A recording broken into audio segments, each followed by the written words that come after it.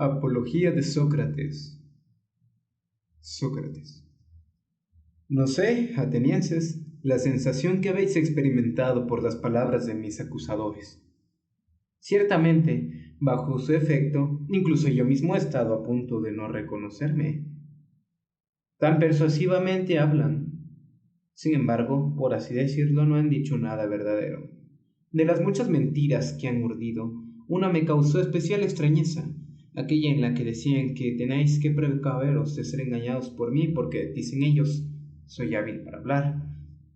En efecto, no sentir vergüenza de que inmediatamente les voy a contradecir con la realidad cuando de ningún modo me muestre hábil para hablar, eso me ha parecido en ellos lo más falto de vergüenza, si no es que acaso estos llaman hábil para hablar al que dice la verdad. Pues, si es eso lo que dicen, yo estaría de acuerdo en que soy orador, pero no al modo de ellos. En efecto, como digo, estos han dicho poco o nada verdadero. En cambio, vosotros vais a oír de mí toda la verdad. Ciertamente, por Zeus, atenienses, no oiréis bellas frases, como las de estos, adornadas cuidadosamente con expresiones y vocablos, sino que vais a oír frases dichos al azar con las palabras que me vengan a la boca, porque estoy seguro de que es justo lo que digo, y ninguno de vosotros espera otra cosa. Pues por supuesto, tampoco sería adecuado a esta edad mía presentarme ante vosotros como un jovenzuelo que modela sus discursos. Además, y muy seriamente, atenienses, os suplico y pido que si me oís hacer mi defensa con las mismas expresiones que acostumbro usar, bien en el ágora, encima de las mesas de los cambistas, donde muchos de vosotros me habéis oído, bien en otras partes, que no os cause extrañeza, ni protestéis por ello. En efecto, la situación es esta.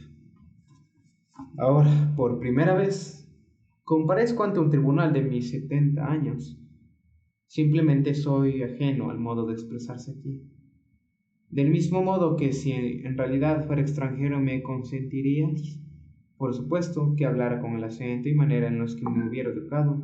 También ahora os pido, como algo justo, según me parece a mí, que me permitáis mi manera de expresarme. Quizá podría ser peor, quizá mejor. Y consideréis y pongáis atención solamente a si digo cosas justas o no. Este es el deber del juez, el del orador, decir la verdad. Ciertamente, atenienses, es justo que yo me defendí en primer lugar frente a las primeras acusaciones falsas contra mí y a los primeros acusadores. Después, frente a las últimas y a los últimos. 1. Nota 1. Sócrates pretexto una razón cronológica para hablar primeramente sobre los que han creado una ciudad o una imagen en la que se apoyan sus acusadores reales. Esta distinción entre primeros acusadores que legalmente no existen y últimos acusadores se articula en la primera parte de la apología. Continuemos. En efecto, desde antiguo y durante ya muchos años han surgido ante vosotros muchos acusadores míos, sin decir verdad alguna, a quienes temo yo más que a Áneto y a los suyos, aun siendo también estos temibles. Pero lo son más, atenienses, los que tomándoos a muchos de vosotros desde niños os persuadían y me acusaban mentirosamente, diciendo que hay un cierto Sócrates, sabio, que se ocupa de las cosas celestes, que investiga todo lo que hay abajo de la tierra y que hace más fuerte el argumento más débil. Estos atenienses, los que han extendido esta fama, son los temibles acusadores míos, pues los oyentes consideran que los que investigan eso no creen en los dioses. En efecto, estos acusadores son muchos y me han acusado durante ya muchos años y además hablaban ante vosotros en edad en la que más podáis darles crédito, porque algunos de vosotros erais niños o jóvenes y porque acusaban in absentia, sin defensor presente. Lo más absurdo de todo es que ni siquiera es posible conocer y decir sus nombres, sino es precisamente el desierto comediógrafo, los que, sirviéndose de la envidia y la tergiversación, trataban de persuadiros y los que, convencidos ellos mismos, intentaban convencer a otros son los que me producen la mayor dificultad. En efecto, ni siquiera es posible hacer subir aquí y poner en evidencia a ninguno de ellos, sino que es necesario que yo me defienda sin medios, como si combatiera sombras y que argumente sin que nadie me responda. En efecto, admitid también vosotros, como yo digo, que ha habido dos clases de acusadores míos. Uno, los que me han acusado recientemente, otros a los que hace mucho. Y creedme que es preciso que yo me defendía frente a estos en primer lugar, pues también vosotros les habéis oído acusarme anteriormente y mucho más que a estos últimos. Dicho esto, hay que hacer ya la defensa, atenienses, e interpretar arrancar de vosotros en tan poco tiempo esa mala opinión que vosotros habéis adquirido durante un tiempo tan largo. Quisiera que esto resultara así, si es mejor para vosotros y para mí, y conseguir algo con mi defensa, pero pienso que es difícil y de ningún modo me paso inadvertida esta dificultad. Sin embargo, que vaya esto por donde el Dios le sea grato. Debo obedecer la ley y hacer mi defensa. Recojamos, pues, desde el comienzo cuál es la acusación. Número 2. Nota 2. La llama acusación, comparándola con la acusación legal. Tampoco el contenido de esta última puede ser referido a la verdadera personalidad de Sócrates, según él mismo indicado en sus primeras palabras ante los jueces. Continuamos.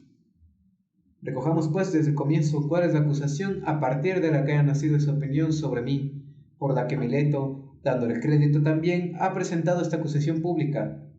Veamos, ¿con qué palabras me calumnian los tergiversadores? Sí. ¿Con qué palabras, pues, me calumnian los tergiversadores? Como si en efecto se tratara de acusadores legales, hay que dar lectura a su acusación jurada. Nota 3.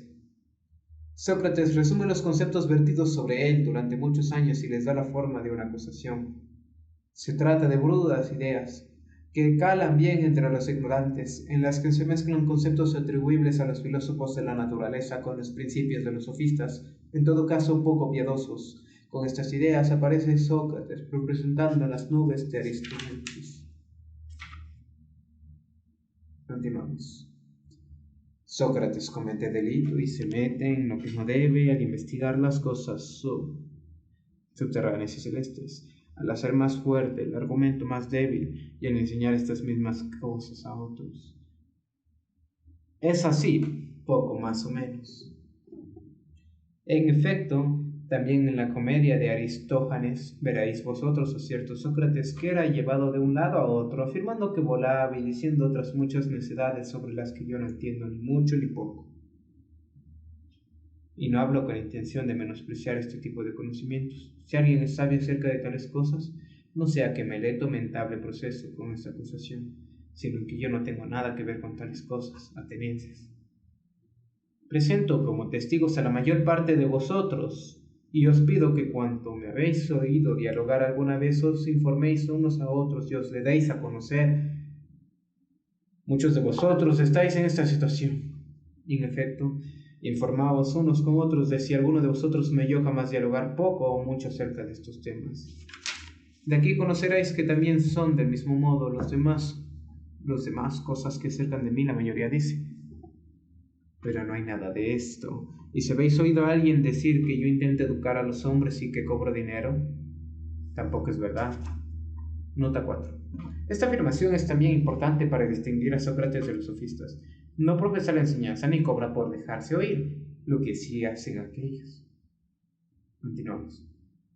Pues también a mí me parece que es hermoso que alguien sea capaz de educar a los hombres como Gorgias de Leontinos, Pródico de Zeus o Hipias de Élide. Número 5. Nota 5. En la apología, procura Platón ser muy escrupuloso en cuanto a las referencias de personas que, con certeza, aún vivían en la fecha del proceso. A citar aquí a tres famosos sofistas, omite el nombre del creador y gran impulsor de la sofística, Protágoras de Abdera, que había muerto en 415. Gorgias de Leontinos era el representante del occidente griego en sofística. Es, sin duda, el sofista más calificado después de Protágoras. Alcanzó una gran longevidad, pues debió de ser unos 15 años mayor que Sócrates y murió algunos años después que él. Es un personaje muy interesante en otros muchos aspectos del pensamiento, pero sobre todo lo es por la manifiesta influencia de su estilo desde finales del siglo V. Esta influencia fue decisiva en la retórica y en la prosa artística. Su más caracterizado discípulo fue Isócrates. pródigo era Jonio, de Yúlide de Zeus, distinguido discípulo de Protágoras. Era hombre de poca salud y escasa voz, según lo presenta Platón en el Protágoras.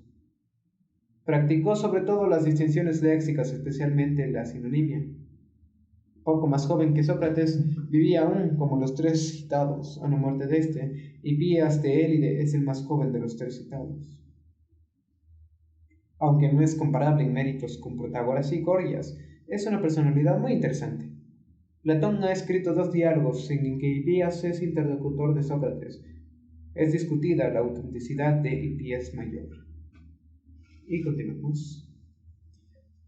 Cada uno de estos atenienses, yendo de una ciudad a otra, persuaden a los jóvenes, a quienes les es posible recibir lecciones gratuitamente del que quieran de sus conciudadanos, a que abandonen las lecciones de estos y reciban las suyas pagándoles dinero y debiéndoles agradecimiento. Por otra parte, está aquí otro sabio, natural de Paros, que me he enterado de que se halla en nuestra ciudad. Me encontré casualmente al hombre que ha pagado a los sofistas más dinero que todos los otros juntos, Calías, el hijo de Hipónico. Nota 6. Rico ateniense, 20 años más joven que Sócrates, cuya liberalidad para con los sofistas muestra Platón en el Protágoras.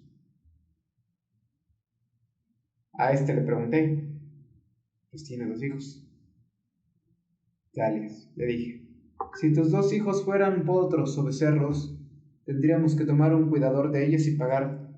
Este debería ser los aptos y buenos en la condición natural que les es propia, y sería un conocedor de los caballos y un agricultor. Pero, puesto que son hombres, ¿qué cuidador tiene esta intención de tomar? ¿Quién es conocedor de esta clase de perfección de la humana y política? Pues pienso que tú lo tienes averiguado por tener 2 hijos. ¿Hay alguno o no? Dije yo. Claro que sí, dijo él. ¿Quién? ¿De dónde es? ¿Por cuánto enseña? Dije yo. Oh, Sócrates, dijo él.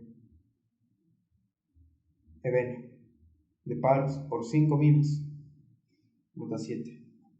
Eveno de Paros era poeta y sofista, citado también por Platón en el Fedón y en el Fedro. Continuamos. Y yo consideré feliz a Eveno, si verdaderamente posee esa arte, enseña tan convenientemente. En cuanto a mí, presumiría y me jactaría si supiera estas cosas, pero no las sé, atenienses. Quizá alguno de vosotros objetaría, pero Sócrates, ¿cuál es tu situación? ¿De dónde han nacido estas tergiversaciones? Pues sin duda, no ocupándote tú en cosa más notable que los demás, no hubiera surgido seguidamente tal fama. Nota 8. Fama en el sentido de una opinión generalizada que no responde a la realidad. Y renombre, a no ser que hicieras algo distinto a lo que hace la mayoría. Dinos, pues, qué sé yo, a fin de lo que nosotros no juzguemos a la ligera. Pienso que el que hable así dice palabras justas y yo voy a intentar dar a conocer qué es realmente lo que me ha hecho este renombre y esta fama. Oíd, pues, tal vez va a parecer a alguno de vosotros que bromeo. Sin embargo, sabed bien que os voy a decir toda la verdad. En efecto, atenienses, yo no he adquirido este renombre por otra razón que por cierta sabiduría. ¿Qué sabiduría es esa? La que tal vez es sabiduría propia del hombre. Pues en realidad es probable que yo sea sabio respecto a esta.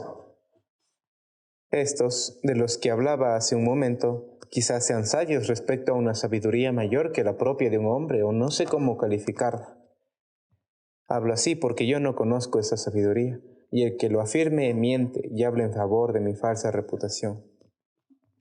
Atenienses, no protestéis ni aunque parezca que digo algo presuntuoso.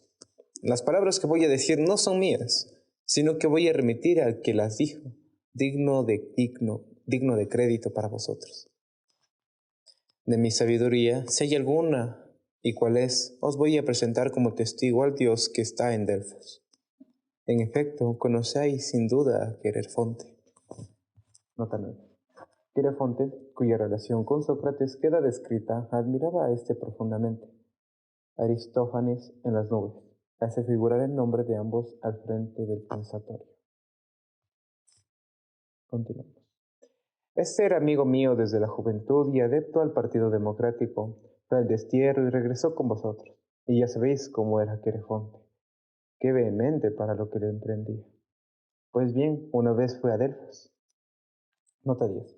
El famoso santuario de Apolo, de prestigio panhelénico, y también entre los no griegos, la pitonisa Pitia, que tenía un papel secundario en la jerarquía délfica, pronunciaba en tanto frases inconexas que eran interpretadas por los sacerdotes. Y tuvo la audacia de preguntar al oráculo esto. Pero como he dicho, no protestéis, atenienses. Preguntó si había alguien más sabio que yo.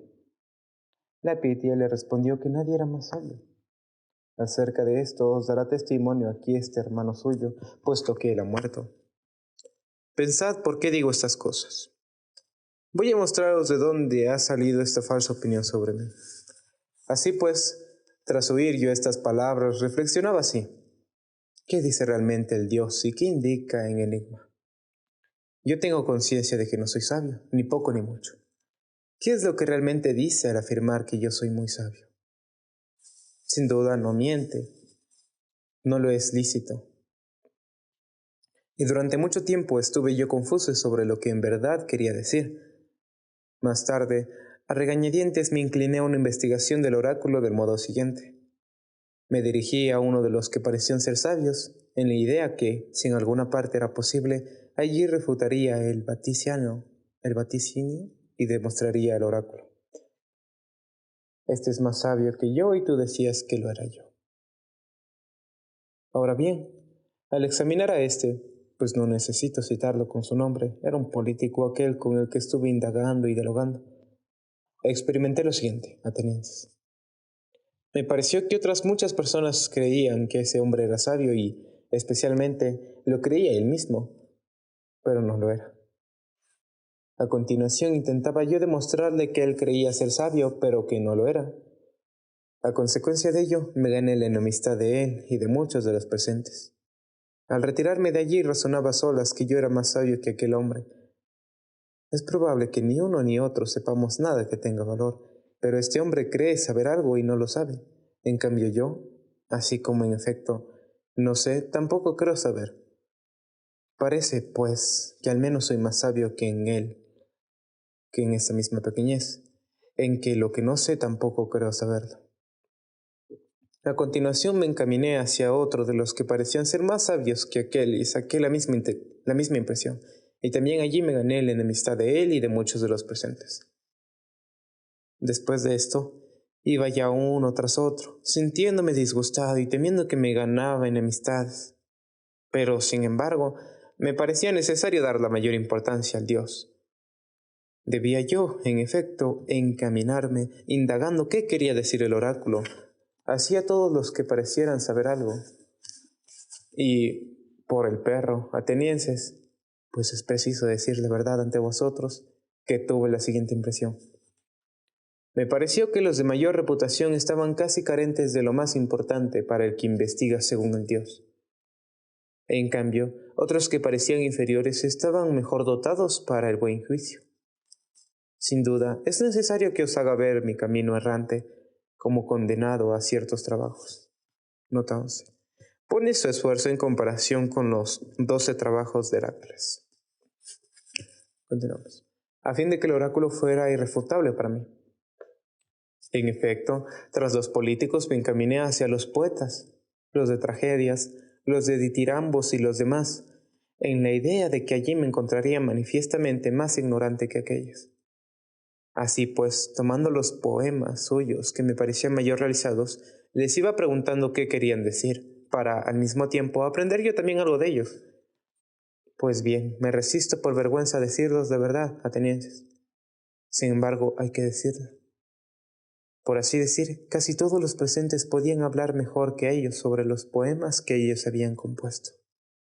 Así pues, también respecto a los poetas me di cuenta, en poco tiempo, de que no hacían por sabiduría lo que hacían, sino por ciertos dotes naturales y en estado de inspiración como los adivinos y los que recitan los oráculos. En efecto, también estos dicen muchas cosas hermosas, pero no saben nada de lo que dicen. Una inspiración semejante me pareció a mí que experimentaban también los poetas, y al mismo tiempo me di cuenta de que ellos, a causa de la poesía, creían también ser sabios respecto a las demás cosas sobre las que no lo eran. Así pues me alejé también de allí creyendo que les superaba en lo mismo que a los políticos. En último lugar, me encaminé hacia los artesanos. Era consciente de que yo, por así decirlo, no sabía nada. En cambio, estaba seguro de que no encontraría a estos con muchos y bellos conocimientos. Y en esto no me equivoqué, pues sabían cosas que yo no sabía y en ello eran más sabios que yo. Pero atenienses, me pareció a mí también los buenos artesanos incurrían en el mismo error que los poetas. Por el hecho de que realizaban adecuadamente su arte, cada uno de ellos estimaba que era muy sabio también respecto a las demás cosas, incluso las más importantes, y ese error velaba su sabiduría. De modo que me preguntaba yo mismo, en nombre del oráculo, si preferiría estar así, como estoy, no siendo sabio en la sabiduría de aquellos, ni ignorante en su ignorancia, o tener estas dos cosas que ellos tienen. Así pues me contesté a mí mismo y al oráculo que era ventajoso para mí estar como estoy. A causa de esta investigación, atenienses, me he creado muchas enemistades, muy duras y pesadas, de tal modo que de ellas han surgido muchas tergiversaciones y el renombre de que soy sabio. En efecto, en cada ocasión los presentes creen que yo soy sabio respecto a aquello que refuto a otro. Nota 12. Sócrates desea aclarar la diferencia entre conocer la verdad y conocer lo que no es verdad. Es probable, atenienses, que el Dios sea en realidad sabio y que, en este oráculo, diga que la sabiduría humana es digna de poco o de nada. Y parece que éste habla de Sócrates. Nota 13. Se conserva en la traducción al Anacoluto de texto griego. Continuamos. Se sirve de mi nombre poniéndose como ejemplo, como si dijeran, es el más sabio, el que de entre vosotros hombres conoce, como Sócrates, que en verdad es digno de nada respecto a la sabiduría. Así pues, averiguando en el sentido del Dios, si creo que alguno de los ciudadanos o de los forasteros es sabio, y cuando me parece que no lo es, prestando mi auxilio al Dios, le demuestro que no es sabio. Por esta ocupación no he tenido tiempo de realizar ningún asunto de la ciudad digno de citar, ni tampoco mío particular, sino que me encuentro en gran pobreza a causa del servicio del Dios. Se añade a esto que los jóvenes que me acompañan espontáneamente, los que disponen de más tiempo, los hijos de los más ricos, se divierten oyéndome examinar a los hombres y, con frecuencia, me imitan e intentan examinar a otros. Y naturalmente encuentran, creo yo, gran cantidad de hombres que creen saber algo, pero saben poco o nada. En consecuencia, los examinados por ellos se irritan conmigo y no consigo mismos, y dicen que un tal Sócrates es malvado y corrompe a los jóvenes. Cuando alguien les pregunta qué hace y qué enseña, no pueden decir nada, lo ignoran. Pero, para no dar la impresión de que están confusos, dicen lo que es usual contra todos los que filosofan, es decir, las cosas del cielo y lo que está bajo la tierra. No creer en los dioses y hacer más fuerte el argumento más débil. Pues creo que no desearían decir la verdad, a saber que resulta evidente que están simulando saber sin saber nada. Y como son, pienso yo, susceptibles y vehementes y numerosos, y como además hablan de mí apasionada y persuasivamente, os han llenado los oídos calumniándome violentamente desde hace mucho tiempo. Como consecuencia de esto me han causado Méleto, Ánito y Licón. Méleto, irritado en nombre de los poetas. Ánito, en el de los demiurgos y de los políticos. Y Licón, en el de los oradores. De manera que, como decía yo al principio, me causaría extrañeza que yo fuera capaz de arrancar de vosotros en tan escaso tiempo esta falsa imagen que ha tomado tanto cuerpo. Ahí tenéis, atenienses. La verdad, yo os estoy hablando sin ocultar nada, ni grande ni pequeño, y sin tomar precauciones en lo que digo. Sin embargo, sé casi con certeza que con estas palabras me consigo enemistades, lo cual es también una prueba de que digo la verdad, y que es esta la mala fama mía, y que estas son sus causas. Si investiguéis, Si investiguéis esto ahora o en otra ocasión, confirmaréis que es así.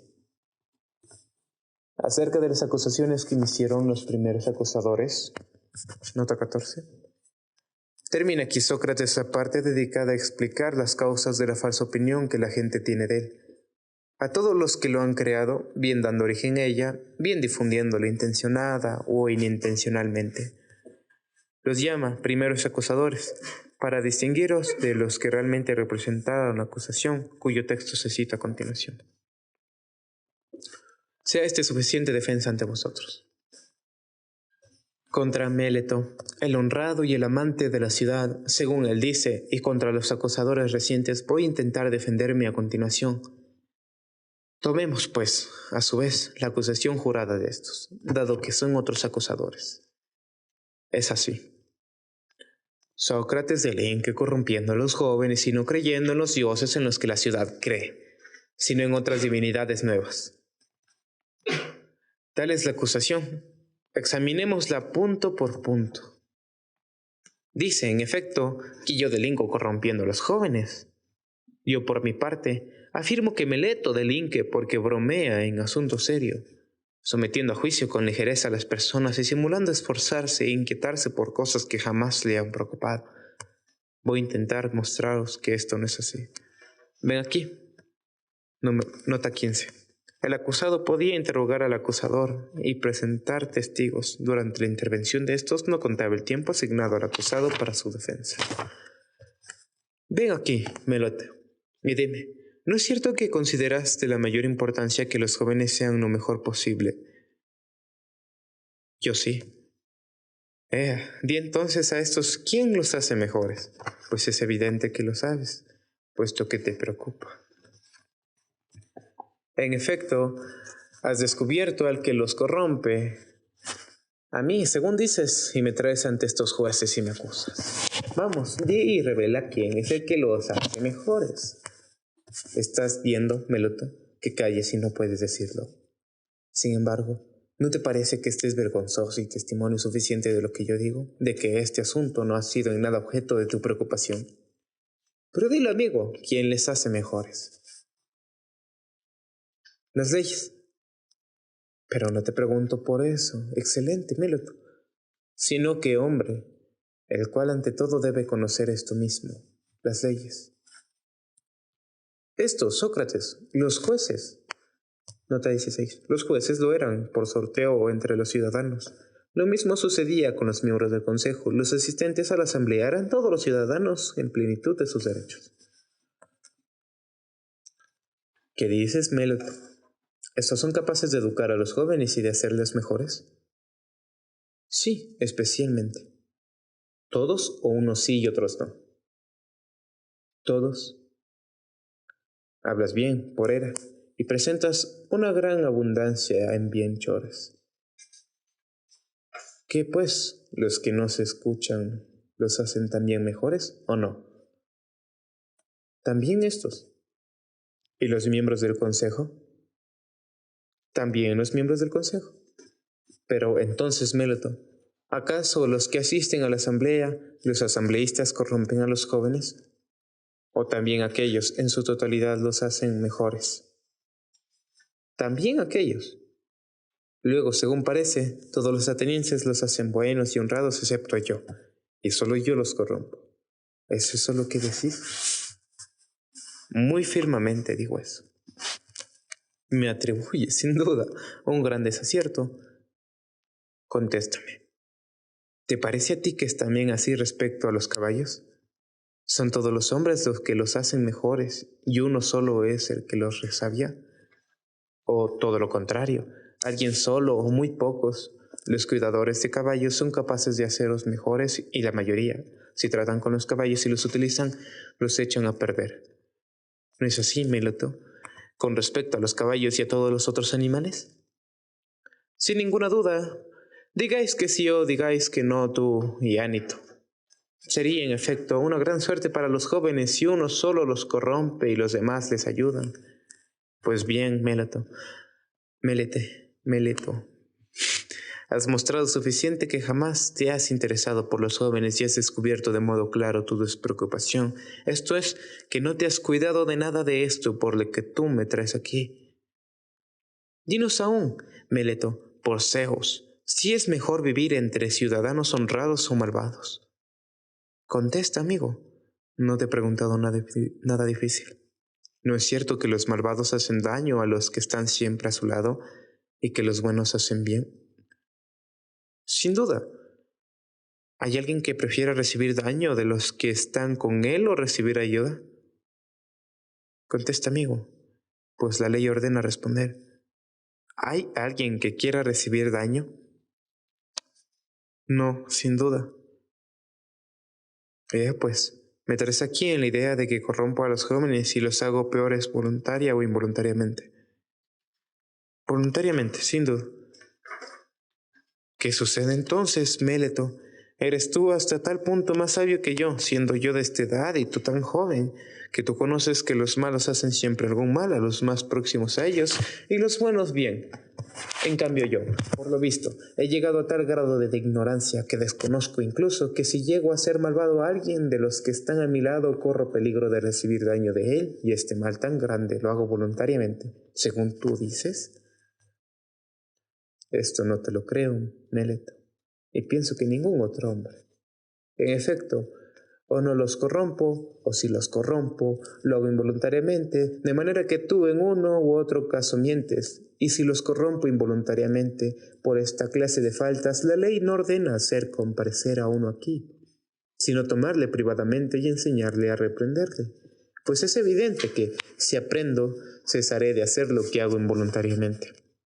Tú has evitado y no has querido tratar conmigo ni enseñarme. En cambio me traes aquí, donde es ley traer a los que necesitan castigo y no enseñanza. Pues bien, atenienses, y es evidente lo que yo decía, que Meleto no se ha preocupado jamás por estas cosas, ni poco ni mucho. Veamos, sin embargo, dinos cómo dices que yo corrompo a los jóvenes. ¿No es evidente que, según la acusación que presentaste, enseñándoles a creer no en los dioses en los que cree la ciudad, sino en otros espíritus nuevos? ¿No decís que los corrompo enseñándoles esto? En efecto, eso digo muy firmemente. Por esos mismos dioses, Meleto, de los que tratamos, háblanos aún más claramente a mí y a estos hombres. En efecto, yo no puedo llegar a saber si dices que yo enseño a creer que existen algunos dioses. Y entonces yo mismo creo que hay dioses y no soy enteramente ateo ni delinco en eso. Pero no los que la ciudad cree, sino otros, y es esto lo que me inculpas. Y otros, o bien afirmas que yo mismo no creo en absoluto en los dioses y enseño esto a los demás. Digo eso, que no crees en los dioses en absoluto. Oh, sorprendente, Meleto. ¿Para qué decís esas cosas? Luego tampoco creo, como los demás hombres, que el sol y la luna son dioses. No, por Zeus, jueces, puesto que afirma que el sol es una piedra y la luna, tierra. ¿Crees que estás acusando a Anaxágoras, querido Meleto? Nota 17.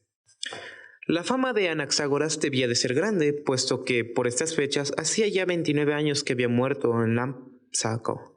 Había vivido muchos años en Atenas en el círculo de Pericles, aunque Sócrates en sus comienzos se había interesado por el pensamiento de Anaxágoras, cuyas ideas le eran perfectamente conocidas. Aprovecha esta ocasión para precisar que sus pensamientos no tienen relación con el de los filósofos de la naturaleza. Y desprecias a estos si consideras que son desconocedores de las letras hasta el punto de no saber que los libros de Anaxágoras, de Clasómenas, están llenos de estos temas. Y además, aprenden de mí los jóvenes lo que de vez en cuando pueden adquirir en la orquesta, por un dracma como mucho, y reírse de Sócrates y pretende que son suyas estas ideas, especialmente al ser tan extrañas. Nota 18. Probablemente un lugar en el ágora en el que se ejercía el comercio de libros. No se trata de la orquesta del teatro. Pero, oh Meleto, ¿te parece a ti que soy así, que no creo que exista ningún dios? Ciertamente que no, por Zeus, de ningún modo. No eres digno de crédito, Meleto, incluso según creo, para ti mismo. Me parece que este hombre, atenienses, es descarado e intemperante y que, sin más, ha presentado esta acusación con cierta insolencia, intemperancia y temeridad juvenil. Parece que trama una especie de enigma para tantear. ¿Se dará cuenta ese sabio de Sócrates de que estoy bromeando y contradiciéndome, o lo engañaré a él y a los demás oyentes? Y digo esto porque es claro que éste se contradice en la acusación. Es como si dijera: Sócrates delinque no creyendo en los dioses, pero creyendo en los dioses. Eso es propio de una persona que juega. Examinad, pues, atenienses, ¿por qué me parece que dice eso? Tú, Méleto, contéstame. Vosotros, como os rogué al empezar, tened presente, no protestad si construyo las frases en mi modo habitual. ¿Hay alguien, Méleto, que crea que existan cosas humanas y que no crea que existen hombres? Que conteste, jueces, y que no proteste una y otra vez. ¿Hay alguien que no crea que exista caballos y que crea que existen cosas propias de caballos? ¿O que no existan flautistas y sí cosas relativas al toque de la flauta? No existe esa persona, querido Méleto. Si tú no quieres responder, te lo digo yo a ti y a esto a otros, pero responde al menos a lo que sigue. ¿Hay quien cree que hay cosas propias de divinidades y que no crea que hay divinidades? No hay nadie. ¿Qué servicio me haces al contestar, aunque sea a regañadientes, obligado por estos? Así pues, afirmas que yo creo y enseño cosas relativas a divinidades, sean nuevas o antiguas. Por tanto, según tu afirmación, y además lo juraste esto en tu escrito de acusación, creo en lo relativo a divinidades. Si creo en cosas relativas a divinidades, es sin duda de gran necesidad que yo crea que hay divinidades. ¿No es así? Sí lo es. Supongo que estás de acuerdo, puesto que no contestas. ¿No creemos que las divinidades son dioses o hijos de dioses? ¿Lo afirmas o lo niegas? Lo afirmo. Luego, si creo en las divinidades, según tú afirmas, y si las divinidades son en algún modo dioses, eso sería lo que yo digo que presentas como enigma en lo que bromeas. Al afirmar que yo no creo en los dioses y que, por otra parte, creo en los dioses, puesto que creo en las divinidades. Sí, a su vez, las divinidades son hijos de los dioses, bastardos nacidos de ninfas o de otras mujeres, según se suele decir. ¿Qué hombre creería que hay hijos de dioses y que no hay dioses? Sería en efecto tan absurdo como si alguien creyera que hay hijos de caballos y burros, los mulos, pero no creyera que hay caballos y burros. No es posible, Méleto, que hayas presentado esta acusación sin el propósito de poneros a prueba, o bien por carecer de una imputación real de la que acusarme. No hay ninguna posibilidad de que tú persuadas a alguien, aunque sea de poca inteligencia, de que una misma persona crea que hay cosas relativas a las divinidades y a los dioses, y por otra parte, que esta persona no cree en divinidades, dioses ni héroes. Pues bien, atenienses, me parece que no requiere mucha defensa demostrar que yo no soy culpable respecto a la acusación de Méleto, y que ya es suficiente lo que ha dicho. Nota 19. Con estas palabras, da por terminado Sócrates su defensa frente a la acusación real presentada contra él. El resto del tiempo concedido para la defensa lo va a dedicar a justificar su forma de vida y a demostrar que es beneficiosa para la ciudad y digna de ser seguida por todos los hombres. Lo que yo decía antes, a saber, que se ha producido gran enemistad hacia mí por parte de muchos, sabed bien que es verdad. Y es esto lo que me va a condenar, si me condena, no Meletoniánito, sino la calumnia y la envidia de muchos. Es lo que ya he condenado, es lo que ya ha condenado a otros muchos hombres buenos y lo seguirá condenando. No hay que esperar que se detenga en mí. Quizá alguien diga: ¿no te da vergüenza, Sócrates, haberte dedicado a una ocupación tal por la que ahora corres peligro de morir? A este yo, a mi vez, le diría unas palabras justas. No tienes razón, amigo. Si crees que un hombre que sea de algún provecho ha de tener en cuenta el riesgo de vivir o morir, sino al examinar sobremente, al obrar, si hace cosas justas o injustas y actos propios de un hombre bueno o de un hombre malo, de poco valor serían, según tu idea, cuántos semidioses murieron en Troya, y especialmente el hijo de Tetis. Nota 20. Aquiles, que conociendo que debía morir inmediatamente después de Héctor, obró como se indica a continuación. Las palabras de Tetis y de Aquiles citadas en la Apología responden resumida y aproximadamente a la Ilíada. Los héroes homéricos tenían valor de ejemplaridad entre los griegos. Continuamos. El cual, ante la idea de aceptar algo deshonroso, despreció el peligro hasta el punto de que cuando, ansioso de matar a Héctor, su madre, que era diosa, le dijo, según creo, algo así como, hijo, si vengas a muerte de tu compañero Patroclo y matas a Héctor, tú mismo morirás, pues el destino está dispuesto para ti inmediatamente después de Héctor. Él, tras oírlo, desdeñó la muerte y el peligro, mucho más vivir siendo cobarde sin vengar a los amigos. Y dijo, que muera yo enseguida después de haber hecho justicia al culpable, a fin de que no quede yo aquí junto en las cóncavas naves, siendo objeto de risa, inútil peso de la tierra.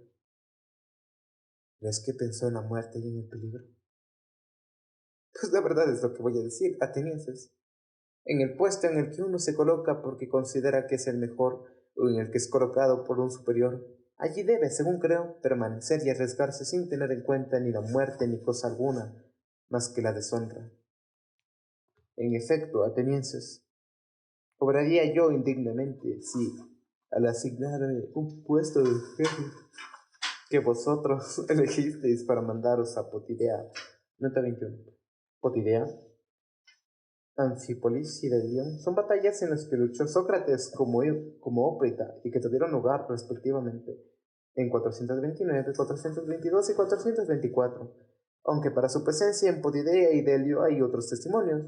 La referencia a Anfípolis se encuentra solo aquí. Sócrates tenía a gala no haber abandonado Atenas más que un servicio de la patria. En Potidea, en Anfípolis y en Delión, decidí permanecer como otro cualquiera allí donde ellos me colocaron y corrí entonces el riesgo de morir. Y en cambio ahora, al ordenarme el Dios según he creído y aceptado, que debo vivir filosofando y examinándome a mí mismo y a los demás, ¿abandonará mi puesto por temor a la muerte o a cualquier otra cosa? Sería indigno y realmente alguien podría con justicia traerme ante el tribunal diciendo que no creo que hay dioses por desobedecer al oráculo, temer la muerte y creerme sabio sin serlo. En efecto, atenienses, temer la muerte no es otra cosa que creer ser sabio sin serlo, pues es creer que uno sabe lo que no sabe, pues nadie conoce la muerte, ni siquiera si es, precisamente, el mayor de todos los bienes para el hombre, pero le temen como si supieran con certeza que es el mayor de los males. Sin embargo, ¿cómo no va a ser la más reprochable ignorancia la de creer saber lo que no se sabe? Yo, atenienses, también quizá me diferencio en esto de la mayor parte de los hombres, y por consiguiente, si dijera que soy más sabio que alguien algo, sería en esto, en que no sabiendo suficientemente sobre las cosas del Hades, también reconozco no saberlo. Nota 22. Aquí, a diferencia de 40, donde tiene el sentido de morada de los muertos, expresa lo que sigue a la muerte. Pero sí sé que es malo y vergonzoso cometer injusticia y desobedecer al que es mejor, sea Dios u hombre. En comparación con los males que sé que son los males, jamás temeré ni evitaré lo que no sé si es incluso un bien. De manera que si ahora vosotros me dejarais libre, no haciendo caso a Anito, el cual dice que o bien era absolutamente necesario que yo no hubiera comparecido aquí, o que, puesto que aun comparecido, no es posible no condenarme a muerte, explicándoos que si fuera suelto, vuestros hijos, poniendo inmediatamente en práctica las cosas que Sócrates enseña, se corresponderían todos totalmente. Y así, además, me dijerais, ahora, Sócrates, no vamos a hacer caso a Anito, sino que te dejamos libre, a condición, sin embargo, de que no gastes ya más tiempo en esta búsqueda y de que no filosofes. Y si eres sorprendido haciendo aún esto, morirás. Si, en efecto, como dije, me dejáis libre con esta condición, yo os diría, yo, atenienses, os aprecio y os quiero, pero voy a obedecer al Dios más que a vosotros, y mientras saliente y sea capaz, es seguro que no dejaré de filosofar. de exhortaros y de hacer manifestaciones al que de vosotros vaya encontrando, diciéndole lo que acostumbro. Mi buen amigo, siendo ateniense de la ciudad más grande y más prestigiada en sabiduría y poder, no te avergüences de preocuparte de cómo tendrás las mayores riquezas y la mayor fama y los mayores honores, y en cambio no te preocupas ni interesas por la inteligencia, la verdad y por qué tu alma va a ser la mejor posible. Y si alguno de vosotros discute y dice que se preocupa, no pienso dejarlo al momento y marcharme, sino que lo voy a interrogar, examinar y a refutar. Y si me parece que no ha adquirido la virtud y dice que sí, le reprocharé que tiene en menos lo digno de él que me encuentre, joven o viejo, forastero o ciudadano, y más con los ciudadanos por cuantos más próximos estáis a mí por origen. Pues esto lo manda el Dios. Sabedlo bien, y yo creo que todavía no os ha urgido mayor bien en la ciudad que mi servicio al Dios. En efecto, voy por todas partes sin hacer otra cosa que intentar persuadiros a jóvenes y a viejos, o no ocuparos ni de los cuerpos ni de los bienes antes que del alma, ni de con tanto afán, a fin de que ésta sea lo mejor posible, diciéndoos, no sale de las riquezas la virtud para los hombres, sino de la virtud las riquezas y todos los otros bienes, tanto los privados como los públicos. Si corrompo a los jóvenes al decir tales palabras, estas serían dañinas, pero si alguien afirma que yo digo otras cosas, no dice verdad. A esto yo añadiría, atenienses, haced caso o no a Anito, dejadme o no en libertad, en la idea de que no voy a hacer otra cosa, aunque hubiera de morir muchas veces. No protestéis, atenienses, sino manteneos en aquello que os supliqué. Que no protestéis por lo que digo, sino que escuchéis. Pues incluso vais a sacar provecho escuchando, según creo. Ciertamente, os voy a decir algunas otras por las que quizá gritaréis. Pero no hagáis eso de ningún modo. Sabed bien que si me condenáis a muerte, siendo yo digno que soy, no me dañaréis a mí más a vosotros mismos. En efecto, a mí no me acusaron ningún daño ni me lo tonianito. Cierto que tampoco podrían, porque no creo que naturalmente esté permitido que un hombre bueno reciba daño de otro malo. Ciertamente podría quizá matarlo o desterrarlo o quitarle los derechos ciudadanos. Este y algún otro creen, quizá, que estas cosas son grandes males. En cambio yo no lo creo así, pero sí creo que es un mal mucho mayor hacer lo que éste hace ahora, intentar condenar a muerte a un hombre injustamente. Ahora, atenienses, no trato de hacer la defensa en mi favor, como alguien podría creer, sino en el vuestro, no sea que al condenarme cometéis un error respecto a la távida del Dios para vosotros. En efecto, si me condenáis a muerte, no encontraréis fácilmente, aunque sea un tanto ridículo decirlo, a otro semejante colocado en la ciudad por el Dios del mismo modo que, junto a un caballo grande y noble, pero poco lento por su tamaño, y que necesita ser aguijoneado por una especie de tábano, según creo, el Dios me ha colocado junto a la ciudad para una función semejante, y como tal, despertándoos, persuadiéndoos y reprochándoos uno a uno. No cesaré durante todo el día de posarme en todas partes. No llegaréis a tener fácilmente otro semejante, atenienses, y si me hacéis caso, me dejaréis vivir. Pero, quizá, irritados como los que son despertados cuando cabecean somnolientos, dando un manotazo, me consideráis a muerte a la ligera, haciendo caso a Anito. Después, pasaréis el resto de la vida durmiendo, a no ser que el Dios, cuidándose de vosotros, os enviara otro. Comprenderéis, por lo que sigue, que yo soy precisamente el hombre adecuado para ser ofrecido por el Dios a la ciudad. En efecto, no parece humano que yo tenga descuidados todos mis asuntos y que durante todos los años soporte que mis bienes familiares estén en abandono, y en cambio esté siempre ocupándome de lo vuestro, acercándome a cada uno privadamente como un padre o un hermano mayor, intentando convencerle de que se preocupe por la virtud. Y si de esto hubiera provecho o cobrara un salario al haceros estas recomendaciones, tendría alguna justificación. Pero la verdad es que incluso vosotros mismos lo veis. Aunque los acusadores han hecho otras acusaciones tan desvergonzadamente, no han sido capaces, presentando un testigo, de llevar su desvergüenza a afirmar que yo alguna vez cobré o pedí a alguien una remuneración. Ciertamente yo presento, me parece, un testigo suficiente de que digo la verdad, mi pobreza. Quizá pueda parecer extraño que yo privadamente, yendo de una a otra parte, de estos consejos se me meten muchas cosas y no me atrevo en público a subir a la tribuna del pueblo y dar consejos a la ciudad. La causa de esto es lo que vosotros me habéis oído decir muchas veces, en muchos lugares, el saber que hay junto a mí algo divino y demónico. Nota 23. Sócrates justifica por qué ha ejercido privadamente su labor en beneficio de Atenas y no lo ha hecho desde la actividad política. Introduce la presencia de un espíritu disuasor. Continuamos. Esto también lo incluye en la acusación Meleto burlándose. Está conmigo desde niño. Toma forma de voz y cuando se manifiesta siempre me disuade de lo que voy a hacer, jamás me incita. ¿Es esto lo que se supone? ¿Es esto lo que se opone a que yo ejerza la política? Y me parece que se opone muy acertadamente. En efecto, saben bien, atenienses, que si yo hubiera intentado anteriormente realizar actos políticos, habría muerto hace tiempo y no os habría sido útil a vosotros ni a mí mismo. Y no os irritéis conmigo porque digo la verdad. En efecto, no hay hombre que pueda conservar la vida si se opone notablemente a vosotros o a cualquier otro pueblo y si trata de impedir que sucedan en la ciudad muchas cosas injustas e ilegales.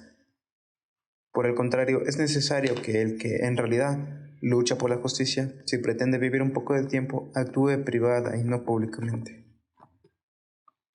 Y de esto os voy a presentar pruebas importantes, no palabras, sino lo que vosotros estimáis, hechos. Oíd lo que me ha sucedido, para que sepáis que no cedería ante nada contra lo justo por temor a la muerte, y al no ceder, al punto estaría dispuesto a morir.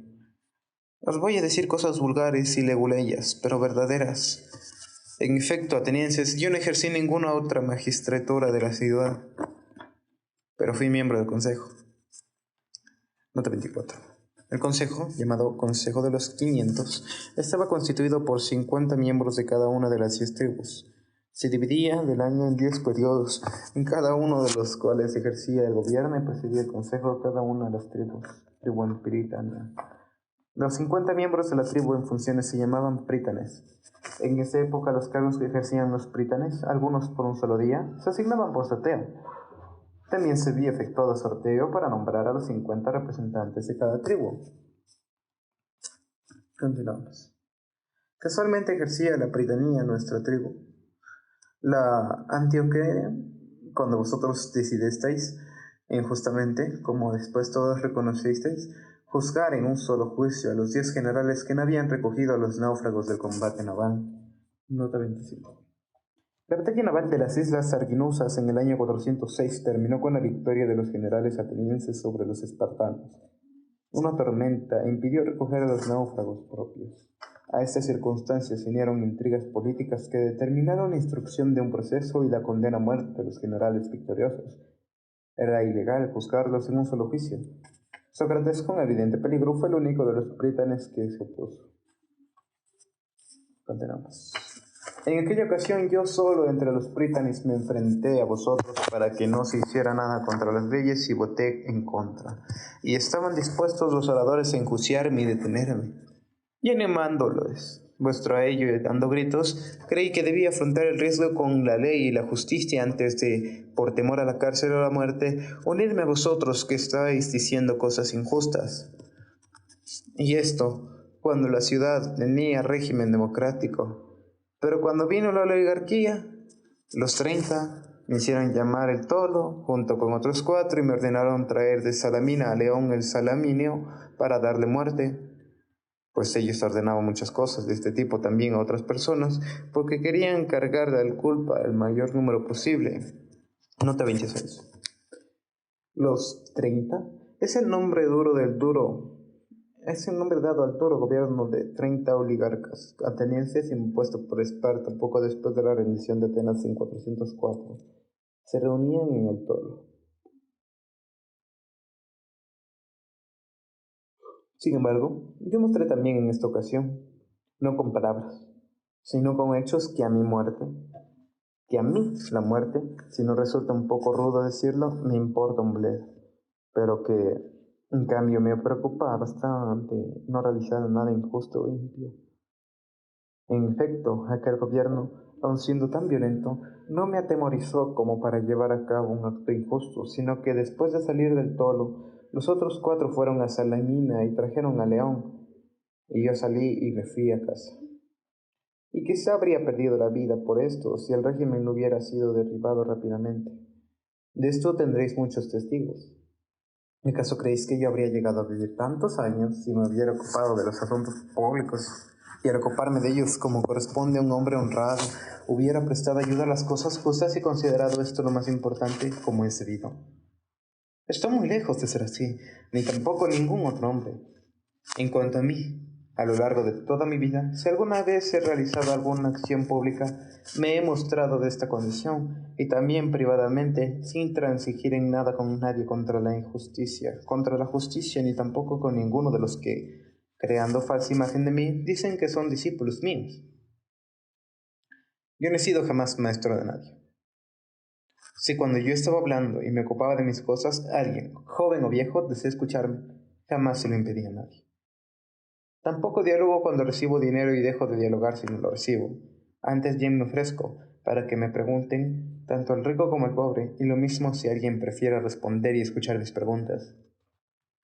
Si alguno de estos es luego un hombre honrado, o no lo es, no podría yo, en justicia, incurrir en culpa. A ninguno de ellos les ofrecí nunca enseñanza alguna, ni les instruí.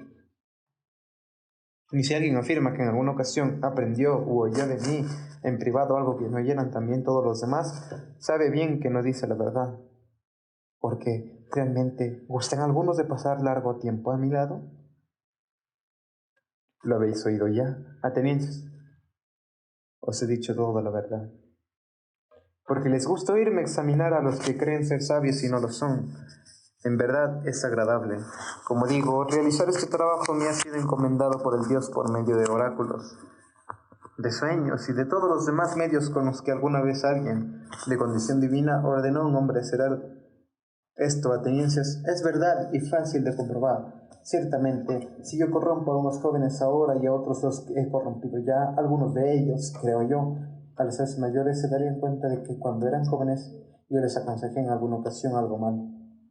Y sería necesario que subieran ahora a la tribuna, me acusaran y se vengaran.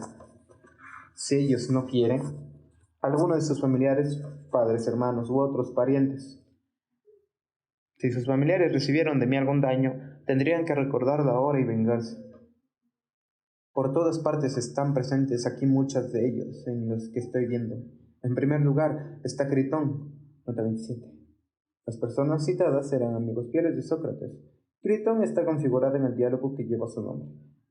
Esquines de Espeto estuvo también presente en la muerte de Sócrates. Tras la muerte del maestro se trasladó a Sicilia, donde residió muchos años antes de regresar a Atenas. Epígenes, del demo de Sificia, estuvo también presente en la muerte de Sócrates. Nicóstrato no nos es conocido por otras referencias. Teages, ateniense, hijo de Democo, está nombrado ya como fallecido en la fecha del proceso. Es interlocutor de Sócrates en el diálogo apócrifo de su nombre. Adimanto, el hermano mayor de Platón, es interlocutor de Sócrates en la República. Apolodoro aparece también en el banquete 172b y en el Sedón 59a y 117b. En primer lugar está Critón, de mi misma edad y Demo, padre de Critóbulo, también presente. Después, Lisanias de Esfeto, padre de Esquines, que además están presentes otros cuyos hermanos han estado en esta ocupación. Nicóstrato, el hijo de Teosótides y hermano de Teódoto. Teódoto ha muerto, así que no podía rogarle que no me acusara. Paralio, hijo de Demódoco, cuyo hermano era Tiages. Adimanto, hijo de Aristón, cuyo hermano es Platón. ¿Qué está aquí? Ayantodoro, cuyo hermano aquí presente es Apolodoro. Puedo nombraros a muchos, algunos de los cuales Meleto había haber representado especialmente como testigo en su discurso.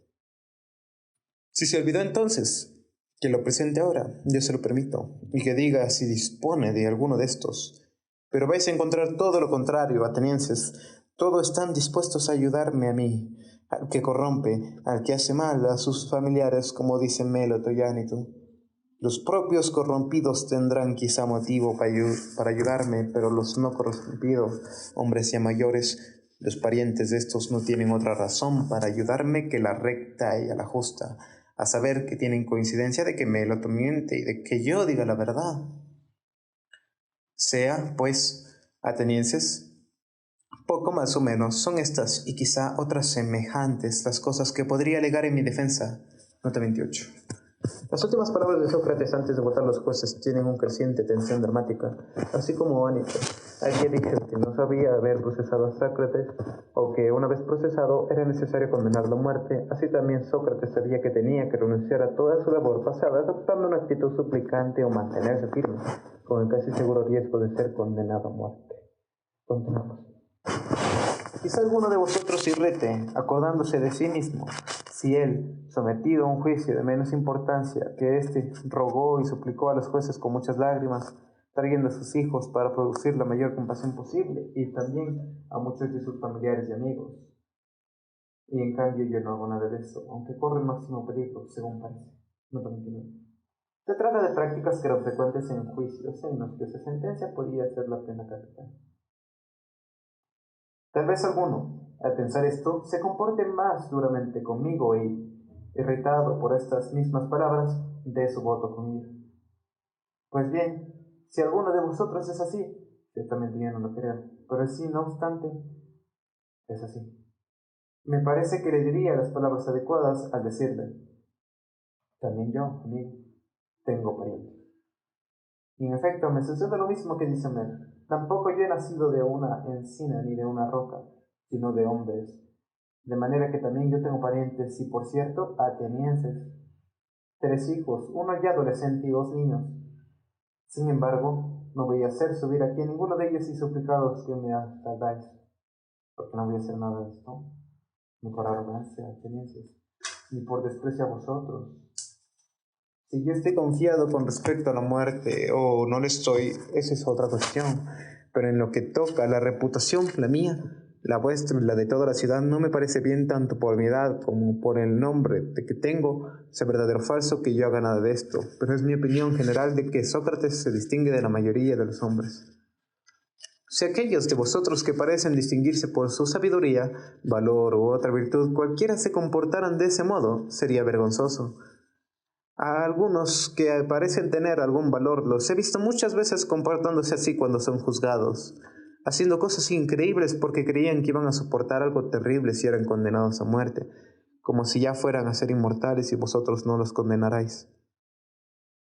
Me parece que estos llenan de vergüenza a la ciudad, de modo que un extranjero podría suponer que los atenienses destacados en mérito, a los que sus ciudadanos prefieren en la elección de sus magistraturas y otros honores, esos en nada se distinguen de las mujeres. Ciertamente, atenienses, ni vosotros, los que destacáis en alguna cosa, debéis hacer esto, ni, si lo hacemos nosotros, debéis permitirlo, sino dejar bien en claro que condenaréis al que introduce estas escenas miserables y pone en ridículo a la ciudad, mucho más que al que conserva la calma. Aparte de la reputación, atenienses, tampoco me parece justo suplicar a los jueces y quedar absuelto por haber suplicado, sino que lo justo es informarlos y persuadirlos. Pues no se está sentado el juez para conceder por favor lo justo, sino para juzgar. Además, ha jurado no hacer favor a los que le parezca. Además, sino juzgar con arreglo a las leyes. Por tanto, es necesario que vosotros no os acostumbremos a jugar en falso y que vosotros no os acostumbréis, pues ni unos ni otros obraríamos piadosamente. Por consiguiente, no estiméis, atenienses, que yo debo hacer ante vosotros actos que considero que no son buenos, justos ni piadosos, especialmente por Zeus, al estar acusado de impiedad por este Meleto. Pues evidentemente, si os convenciera y os esforzara con mis súplicas, a pesar de que habéis jurado, os estaría enseñado a no creer que hay dioses y simplemente al intentar defenderme, me estaría acusando de que no creo en los dioses. Pero está muy lejos de ser así, porque creo, atenienses, como ninguno de mis acusadores, y dejo a vosotros y al Dios que juzguéis sobre mí del modo que vaya a ser mejor para mí y para vosotros. Al hecho de que no me irrite, atenienses, ante lo sucedido, es decir, ante que me hayáis condenado, contribuyen muchas cosas y, especialmente, que lo sucedido no ha sido inesperado para mí, si bien me extraña mucho más el número de votos resultantes de una y otra parte. En efecto, no creía que iba a ser por tan poco, sino por mucho. La realidad es que, según parece, si solo 30 votos hubieran caído de la otra parte, habría sido absuelto. Nota 30. Sócrates ha sido declarado culpable de la acusación. Para los datos numéricos, ver la introducción.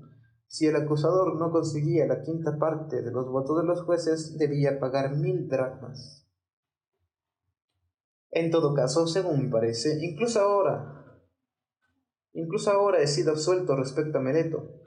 Y no solo absuelto, sino que es evidente para todos que si no hubiera comparecido Anito y Licón para acusarme, quedaría el condenado incluso a pagar 1000 dracmas por no haber alcanzado la quinta parte de los votos. Así pues, propone para mí este hombre la pena de muerte. Bien, ¿y yo qué os propondré, amigos? Atenienses, ¿hay alguna duda de que propondré lo que merezco? 31. Nota 31. Meleto ha propuesto la pena de muerte. El tribunal no puede más que elegir entre las dos propuestas. En las circunstancias del momento, Sócrates tenía que admitir una culpabilidad o exponerse a que el tribunal tuviera que elegir la pena. La decisión que Sócrates seguramente tenía prevista desde antes del juicio fue la de no aceptar la culpabilidad. ¿Hay alguna duda de que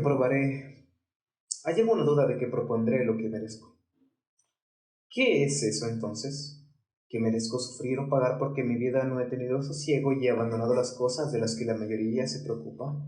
Los negocios, la hacienda familiar, los mandos militares, los discursos en la asamblea, cualquier magistratura, las alianzas y luchas de partidos que se producen en la ciudad por considerar que en realidad soy demasiado honrado como para conservar la vida si me encaminaba a estas cosas. No iba donde no fuera de utilidad para vosotros o para mí, sino que me dirigía a hacer el mayor bien a cada uno en particular, según yo digo. Iba allí, intentando convencer a cada uno de vosotros de que no se preocupara de ninguna de sus cosas antes de preocuparse de ser él mismo lo mejor y lo más sensato posible, ni que tampoco se preocupara de los asuntos de la ciudad antes que de la ciudad misma y de las demás cosas según esta misma idea. Por consiguiente, ¿qué merezco que me pase por ser de este modo? Algo bueno, atenienses, si hay que proponer en verdad según el merecimiento, y además un bien que sea adecuado para mí. Así pues, ¿qué conviene a un hombre pobre, benefactor y que necesita tener ocio para exhortaros a vosotros? No hay cosa que le convenga más, atenienses, que el ser alimentado en el Pritaneo. Con más razón que si alguno de vosotros en las Olimpiadas ha alcanzado la victoria en las carreras de caballos, de vigas o de cuadrigas. Nota 32. En el Pritaneo, establecido en el Tolo, podían comer las personas a las que la ciudad juzgaba como sus benefactores. Este honor era muy estimado. Continuamos. Pues este os hace parecer felices, y yo os hago felices, y este en nada necesita el alimento, y yo sí lo necesito. Así pues, si es preciso que yo proponga lo merecido con arreglo a lo justo, propongo esto: la manutención en el Pritaneo. Quizá al hablar así os parezca que estoy hablando lleno de arrogancia, como cuando antes hablaba de lamentaciones y súplicas. No es así, atenienses, sino más bien de este otro modo.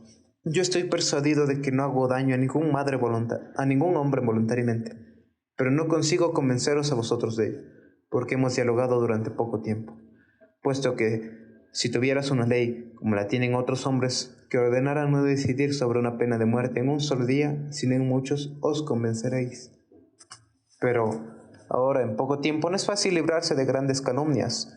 Persuadido como estoy de que no hago daño a nadie, me hallo muy lejos de hacerme daño a mí mismo, de decir contra mí que soy merecedor de algún daño y de proponer para mí algo semejante. ¿Por qué temor iba a hacerlo? ¿Acaso por el de no sufrir lo que ha propuesto Meleto y que yo afirmo que no sé si es un bien o un mal? Para evitar esto, debo elegir algo que sé certeza que es un mal y provenerlo para mí. Tal vez la prisión. ¿Y por qué de vivir yo en la cárcel siendo esclavo de los magistrados que sucesivamente ejerzan su cargo en ella a los 11? Quizá una multa y estar en prisión hasta que la pague. Pero esta sería lo mismo que la anterior, pues no tengo dinero para pagar. Entonces, ¿propondría el destierro? Quizá vosotros aceptaréis esto. No tendría yo, ciertamente, mucho amor a la vida si fuera tan insensato como para no poder reflexionar que vosotros, que sois conciudadanos míos, no habéis sido capaces de soportar mis conversaciones y razonamientos, sino que os han resultado lo bastante pesados y molestos como para que ahora intentéis libraros de ellos, y que acaso otros lo soportaran fácilmente. Está muy lejos de ser así, atenienses. Sería, en efecto, una hermosa vida para un hombre de mi edad salir de mi ciudad y vivir yendo expulsando de una ciudad a otra. Sé con certeza que donde vaya, los jóvenes escucharán mis palabras, como aquí. Si los rechazo, ellos me expulsarán convenciendo a los mayores. Si no los rechazo, me expulsarán sus padres y familiares por causa de ellos. Quizá diga alguno, pero no serás capaz de vivir alejado de nosotros en silencio y llevando una vida tranquila. Persuadir de esto a alguno de vosotros es lo más difícil. En efecto, si digo que eso es desobedecer al Dios y que por ello es imposible llevar una vida tranquila, no me creeráis pensando que hablo irónicamente. Si por otra parte digo que el mayor bien para un hombre es precisamente este, tener conversaciones cada día acerca de la virtud y de los otros temas de lo que vosotros me habéis oído dialogar cuando me examinaba a mí mismo y a otros. Y si digo que una vida sin examen no tiene objeto vivirla para el hombre, me creéis aún menos. Sin embargo, la verdad es así. Como yo digo, atenienses, pero no es fácil convenceros. Además, no estoy acostumbrado a considerarme merecedor de ningún castigo. Ciertamente, si tuviera dinero, propondría la cantidad que estuviera en condiciones de pagar. El dinero no sería ningún daño. Pero la verdad es que no la tengo, a no ser que quisieras aceptar lo que yo podría pagar. Quizá podría pagaros una mina de plata. Nota 33. Sus amigos en el público advirtieron enseguida que la oferta de una mina conducía directamente a que el tribunal aceptara la propuesta de Mileto. Sócrates aceptó proponer las 30 minas. No hay razón para pensar que esta oferta no se produjo. Continuamos. Propongo, por tanto, esa cantidad. Ahí Platón, atenienses, Critón, Critóbulo y Apolodoro me piden que proponga 30 minas y ellos salen fiadores. Así pues propongo esa cantidad. Estos serán para vosotros fiadores dignos de crédito. Por no esperar un tiempo no largo, atenienses, vais a tener la fama y la culpa, por parte de los que quieren difamar a la ciudad, de haber matado a Sócrates, un sabio. Nota 34. En nueva votación, el tribunal ha condenado a muerte a Sócrates. Casi 80 jueces han cambiado de opinión y han dado su voto adverso a Sócrates. El juicio ha terminado, pero mientras los magistrados terminan sus diligencias para conducirlo a la prisión, Sócrates ha podido brevemente hablar con los jueces. Platón recoge estas palabras separando las dirigidas a los que le han condenado de las que dedica a los que han votado su propuesta. Pues afirmarán que soy sabio, aunque no lo soy, los que quieran injuriaros. En efecto, si hubierais esperado un poco de tiempo, esto habría sucedido por sí mismo. Veis sin duda que mi edad está ya muy avanzada en el curso de la vida y próxima a la muerte. No digo estas palabras a todos vosotros, sino a los que me han condenado a la muerte. Pero también les digo a ellos lo siguiente. Quizá creéis, atenienses, que yo he sido condenado por faltarme las palabras adecuadas para haberos convencido, si yo hubiera creído que era preciso ver y decir todo con tal de evitar la condena. Está muy lejos de ser así. Pues bien, He sido condenado por falta, no ciertamente de palabras, sino de osadía y desvergüenza, y por no querer deciros lo que os habría sido más agradable oír, lamentarme, y llorar o hacer y decir otras cosas indignas de mí, como digo, y que vosotros tenéis costumbre de oír a otros. Nota 35. Estas ideas expresadas aquí son las que al parecer han guiado el comportamiento de Sócrates durante el juicio. En ningún lugar expresa estos puntos de vista con mayor claridad. Pero ni antes creí que era demasiado hacer nada innoble para causa del peligro, ni ahora me arrepiento de haberme defendido así, sino que prefiero con mucho morir habiéndome defendido de este modo, a vivir habiéndolo hecho de este otro modo. En efecto, ni ante la justicia ni en la guerra, ni yo ni ningún otro deben maquinar cómo evitar la muerte a cualquier precio. Pues también en los combates muchas veces es evidente que se evitaría la muerte abandonando las armas y volviéndose a suplicar a los perseguidores. Hay muchos medios en la osadía de hacer y decir cualquier cosa. Pero no es difícil, atenienses, evitar la muerte. Es mucho más difícil evitar la maldad. En efecto, corre más deprisa que la muerte. Ahora yo, como soy lento y viejo, he sido alcanzado por la más lenta de las dos. En cambio, mis acusadores, como son temibles y ágiles, han sido alcanzados por la más rápida, la maldad. Ahora yo voy a salir de aquí condenado a muerte por vosotros, y estos condenados por la verdad, culpables de perversidad e injusticia. Yo me tengo a mi estimación y estos a la suya. Quizá era necesario que esto fuera así, y creo que está adecuadamente. Deseo predeciros a vosotros, mis condenadores, lo que va a seguir a esto. En efecto, estoy yo ya en ese momento, en el que los hombres tienen capacidad de profetizar cuando van ya a morir. Nota 36. Era creencia común que, a la hora de la muerte, los hombres adquirían cualidades proféticas. Yo os aseguro, hombres, que me habéis condenado, que inmediatamente después de mi muerte os va a venir un castigo mucho más duro por Zeus que el de mi condena a muerte. En efecto, ahora habéis hecho esto creyendo que os ibais a librar de dar cuenta de vuestro modo de vida, pero, como digo, os va a salir muy al contrario, van a ser más los que os pidan cuentas, esos a los que yo ahora contenían sin que vosotros lo percibiráis. Serán más intransigentes por cuanto son más jóvenes, y vosotros os irritaréis más. Pues si pensáis que matando a la gente vais a impedir que os reproche que no vivís rectamente, no pensáis bien. Este medio de evitarlo ni es muy eficaz ni es honrado. El más honrado y el más sencillo no es reprimir a los demás, sino prepararse para hacer lo mejor posible. Hechas estas predicciones, a quienes me han condenado les digo adiós. Con los que habéis votado mi absolución, me gustaría conversar sobre este hecho que acaba de suceder, mientras los magistrados están ocupados y aún voy a donde yo debo morir. Quedaos, pues, conmigo, amigos, este tiempo, pues nada impide conversar entre nosotros mientras sea posible. Como sois amigos, quiero haceros ver qué significa realmente lo que me ha sucedido ahora. En efecto, jueces, pues llamen dos jueces, os llamo correctamente. Me ha sucedido algo extraño. La advertencia habitual para mí, la del Espíritu Divino en todo el tiempo anterior era siempre muy frecuente, oponiéndose aún a cosas muy pequeñas, si yo iba a obrar de forma no recta. Ahora me ha sucedido lo que vosotros veis, lo que se podré creer que es, y en opinión general es, el mayor de los males.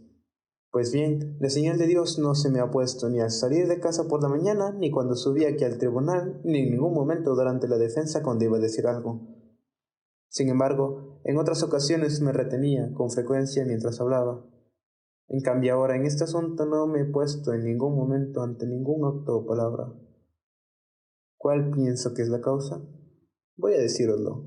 Es probable que esto que me ha sucedido sea un bien, pero no es posible que lo comprendamos rectamente lo que creemos que la muerte es un mal.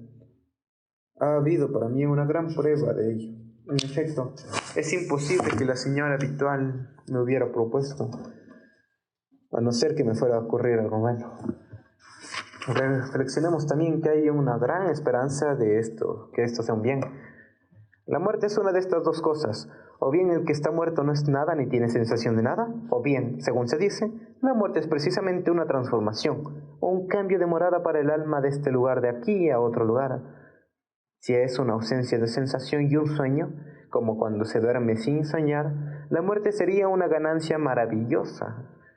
Pues si alguien, tomando la noche en la que ha dormido de tal manera que no ha visto nada en sueños y comparando con esta noche las demás noches y días de su vida, tuviera que reflexionar y decir cuántos días y noches ha vivido en su vida mejor y más agradablemente que esta noche, creo que no ya un hombre cualquiera, sino que incluso el gran rey encontraría fácilmente contables estas noches comparándolas con los otros días y noches.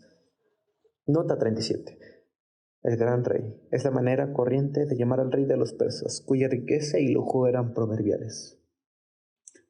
Continuamos. Sí, por otra parte, la muerte es como emigrar de aquí a otro lugar, y es verdad, como se dice, que allá están todos los que han muerto. ¿Qué bien habría mayor que este, jueces? Pues sí, llegado uno al Hades, libre ya de estos que dicen que son jueces, vas a encontrar a los verdaderos jueces, los que se dice que hacen justicia allí. Minos, Radamanto, Eaco y Triptólemo, y a cuantos semidioses fueron justos en sus vidas. Nota 38. En el Gorgias 523c cita Platón a Minos, Eaco y Radamanto, pero no a Triptólemo. En el libro sexto de la Odisea, el juez es Minos. Orfeo, Museo, Hesiodo y Homero están nombrados como seres extraordinarios con los que todo ser humano desearía hablar. Además, ¿cuánto daría alguno de vosotros por estar junto a Orfeo, Museo, Hesiodo y Homero? Y estoy dispuesto a morir muchas veces, si esto es verdad, y sería un entretenimiento maravilloso, sobre todo para mí, cuando me encuentre allí con Palámedes. Nota 39. Palámedes y Allante fueron, como Sócrates, víctimas de un juicio injusto, ambos a causa de Odisea. Continuamos. Con Allante, el hijo de Télamo, y con algún otro de los antiguos que haya muerto a causa de un juicio injusto, comparar mis sufrimientos con los de ellos. Esto no sería desagradable, según creo. Y lo más importante, pasar el tiempo examinando, investigando a los de allí, como ahora a los de aquí, para ver quién de ellos es sabio y quién cree saberlo. ¿Cuánto se daría, jueces, por examinar al que llevó a Troya aquel gran ejército, a bien a Odiseo, o a Sísifo, o a otros infinitos hombres y mujeres que se podrían citar? Dialogar allí con ellos, estar en su compañía y examinarlos sería el colmo de la felicidad. En todo caso, los de allí no condenan a muerte por esto. Por otras razones son los de allí más felices que los de aquí, especialmente porque ya el resto del tiempo son inmortales. Exacto, porque son inmortales, si es verdad lo que se dice. Es preciso que también vosotros, jueces, estéis llenos de esperanza con respecto a la muerte y tengáis en el ánimo esta sola verdad, que no existe mal alguno para el hombre bueno, ni cuanto vive ni después de muerto, y que los dioses no se desentienden de sus dificultades. Tampoco lo que ahora me ha sucedido ha sido por causalidad, sino que tengo la evidencia de que ya era mejor para mí morir y librarme de trabajos. Por esta razón, en ningún momento la señal divina me ha detenido y, por eso, no me irrito mucho con los que me han condenado ni con los acusadores. No obstante, ellos no me condenaron ni acusaron con esta idea, sino creyendo que me hacían daño. Es justo que se les haga este reproche. Sin embargo, les pido una sola cosa. Cuando mis hijos sean mayores, atenienses, castigadlos, causándoles las mismas molestias que yo a vosotros. Si os parece que se preocupan del dinero y de otra cosa cualquiera antes de la virtud, y si creen que son algo sincero, reprocharles, como ya vosotros, que no se preocupan de lo que es necesario y que creen ser algo sin ser dignos de nada. Si hacéis esto, mis hijos y yo habremos recibido un justo pago de vosotros. Pero es ya hora de marcharnos, yo a morir y vosotros a vivir. ¿Quién de nosotros se dirige a una situación mejor es algo oculto para todos, excepto para el Dios?